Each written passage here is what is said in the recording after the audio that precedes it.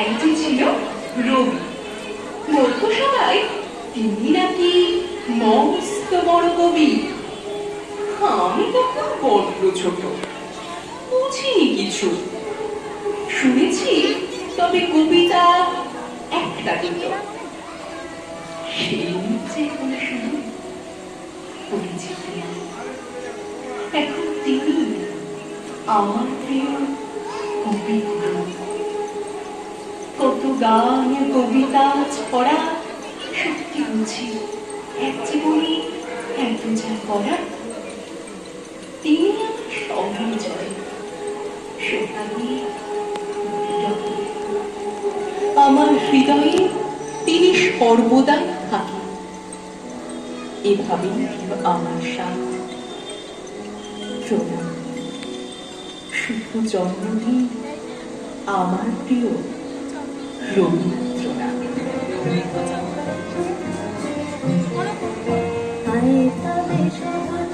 হাতে হাতে ধরি ধরি নাচি ধীরে ধীরে গাই বিধান।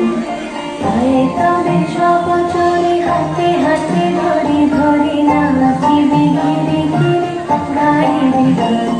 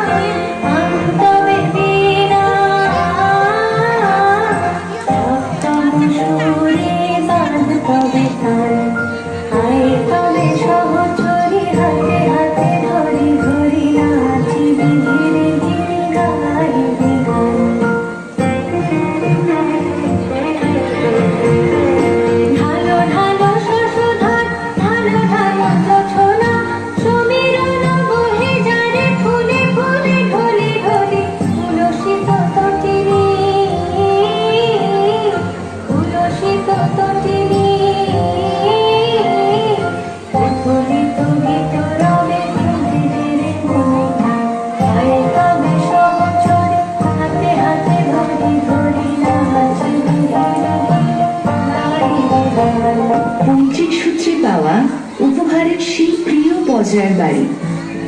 একদিন সেই প্রিয় বাড়ির প্রাকৃতিক সৌন্দর্য উপভোগ করার সময় হঠাৎ এক দৃশ্য রবি ঠাকুরের দৃষ্টি আকর্ষণ করে।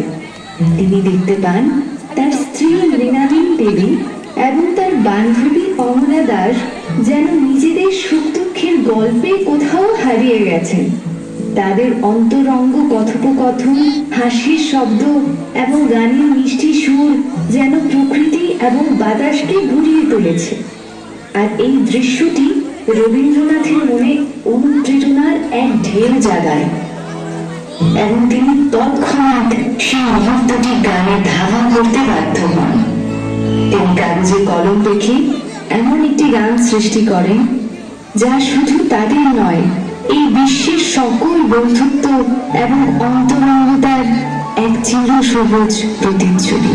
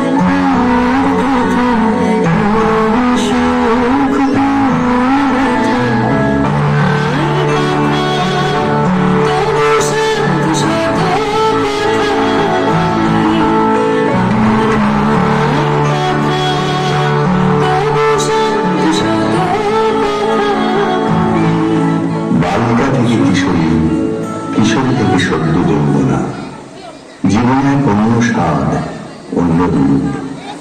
ভাবনাহীন এই অপরূপ কালে যুবতীর চোখে সমস্ত জগতে সুন্দর, সকলই শোভন। ভালোবাসা তখনও নিঃশব্দ জন্মে আসেনি, তাই সবকিছুই ভালো লাগে। আকাশ,